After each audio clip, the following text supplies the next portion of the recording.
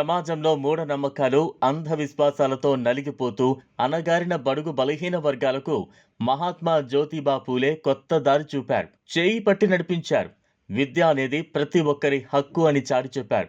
భారతదేశంలో సామాజిక సంస్కరణ ఉద్యమానికి బీజం మొదటి మహోన్నతుడు మహాత్మా జ్యోతిబా పూలే అని చెప్పాలి. ఆయన సతీమణి సావిత్రిబాయి పూలే మన దేశంలో తొలి మహిళా ఉపాధ్యాయురాలు. సంఘ సంస్కర్త, ఉద్యమకారుడు, సమాజ సేవకుడైన జ్యోతిబా పూలే మహారాష్ట్రలోని సతారా జిల్లాలోని వ్యవసాయ తోటమాలి కులానికి చెందిన కుటుంబంలో 1827 ఏప్రిల్ 11న జన్మించారు. స్త్రీలపై నాడున్న కట్టుబాట్లను ఉల్లంఘిస్తూ మహిళల మహోద్ధరణకు కృషి చేశారు. జ్ఞాన సంపదకు అందరికీ అవకాశం ఇవ్వకపోవడానికి ఆయన అభ్యంతరం చెప్పారు. సమాజంలో సగభాగంగా ఉన్న స్త్రీలు అభివృద్ధి చెందకపోతే సమాజం అభివృద్ధి చెందదని గ్రహించిన పూలే స్త్రీ విద్యాభివృద్ధితోనే సమాజాభివృద్ధి సాధ్యమని బలంగా విశ్వసించారు. ఇతరులకు ఆదర్శంగా ఉండాలని ముందుగా తన భార్య సావిత్రిబాయిని పాఠశాలకు పంపారు. అంతటితో ఆగక పూలే బాలికల కోసం మొట్టమొదటి పాఠశాలను 1848 ఆగస్టులో పూనాలో ప్రారంభించారు. అన్ని కులాల వారికి ప్రవేశం కల్పించడం, పాఠాలు చెప్పాల్సి రావడంతో ముందు ఉపాధ్యాయులెవరూ ముందుకు రాలేదు.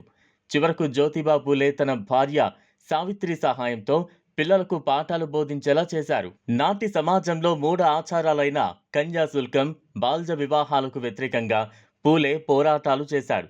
భావ సారూప్యత కలవారందరినీ ఏకతాటిపైకి తీసుకువచ్చి సమాజానికి ఒక కొత్త మార్గాన్ని చూపాడు. చిన్న వయసులో వితంతువులైన వారికి స్వయంగా వివాహాలు జరిపించారు.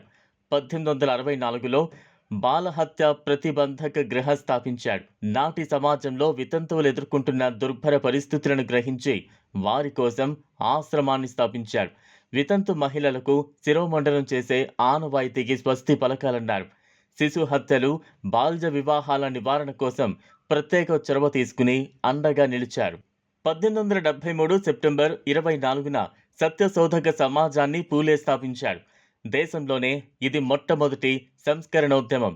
నాటి సమాజంలోని కొన్ని వర్గాలు ప్రదర్శించే క్రూర వైఖరిని పూలే తులనాత్మకంగా పరిశీలించాడు. పంక్తి భోజనానికి సంసిద్ధత ప్రకటించాడు. ఆయన ప్రతి ఒక్కరికి సమాన స్వేచ్ఛ హక్కును తీర్మానించాడు. కార్మికులు, రైతులు, మహిళల హక్కుల కోసం అలుపెరగని పోరు చేశాడు. దేశమనే దేహానికి శూద్రులు ప్రాణం, రక్తనాళాల్లాంటి వాళ్ళు అని పేర్కొన్న మహాత్మా పూలే చివరి శ్వాస వరకు సమాజాన్ని సంస్కరించారు. పూలే తన రచనల ద్వారా కూడా సమాజాన్ని మేల్కొల్పారు. మరి ముఖ్యంగా పత్రికల ద్వారా ప్రచారం చేసి వారిలో ప్రశ్నించే తత్వాన్ని పెంచారు. జ్యోతిరావు పూలే రచనలు ఆ కాలం నాటి వైవాహిక పద్ధతులను సవాల్ చేశాయి. తరతరాలుగా అణిచివేతకు గురవుతున్న బడుగు బలహీన వర్గాలకు ఆత్మస్థైర్యాన్ని కల్పించడం లక్ష్యంగా వారి సాధికారత కోసం తపించిన మహాత్మా పూలే 1890 నవంబర్ 28న తుది శ్వాస విడిచారు.